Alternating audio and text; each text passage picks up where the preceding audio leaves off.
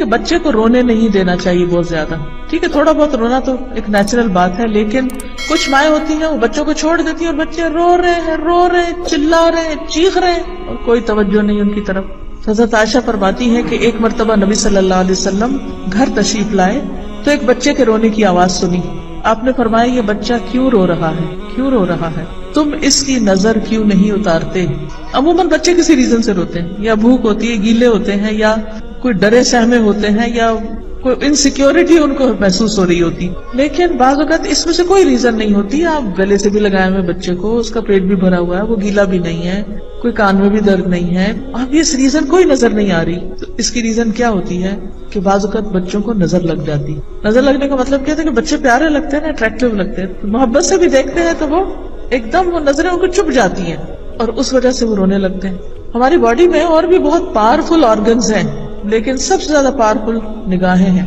اسی لیے کہتے ہیں نا کہ نگاہ مرد مومن سے بدل جاتی ہے تقدیر، جو ہو ذوق یقین پیدا تو کٹ جاتی ہے زنجیر. ایک حدیث میں آتا ہے کہ نظر انسان کو قبر میں اور اونٹ کو ہانڈی میں اتار دیتی ہے. کیا مطلب کہ آئیز کین کل، اتنا شدید اثر بھی بازو کرتی ہے، ایسی بیماری بھی ہو سکتی ہے، ایسی تکلیف ہو سکتی انسان کو. اور اونٹ کو ہانڈی میں اتارنے کا مطلب یہ کہ وہ ذبح کر کے اس کو پھر وہ تڑپنے لگتا ہے تو پھر اس کو الٹیمیٹلی ذبح کر دیا جاتا ہے اور اس کا گوشت پکا کے لوگ کھا لیتے ہیں. یہ بات ماؤں کو یاد رکھنی چاہیے کہ جب بھی کوئی بچہ ایکسٹرا آرڈنریلی رو رہا ہو، چلا رہا ہو اور ڈسٹرب ہو، بات نہ سن رہا ہو، اینگری ہو، کیونکہ اللہ نے اینگری بچے نہیں پیدا کیے، کوئی ریزن ہوتی ہے ان کے اینگری ہونے کی، تو اس وقت کیا کریں؟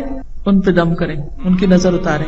کس چیز کا دم کریں؟ نبی صلی اللہ علیہ وسلم حضرت حسن اور حسین پر ایک دعا پڑھا کرتے تھے، اعوذکما بکلمات اللہ التامات من شر کل شیطان وہامۃ وعین لامۃ.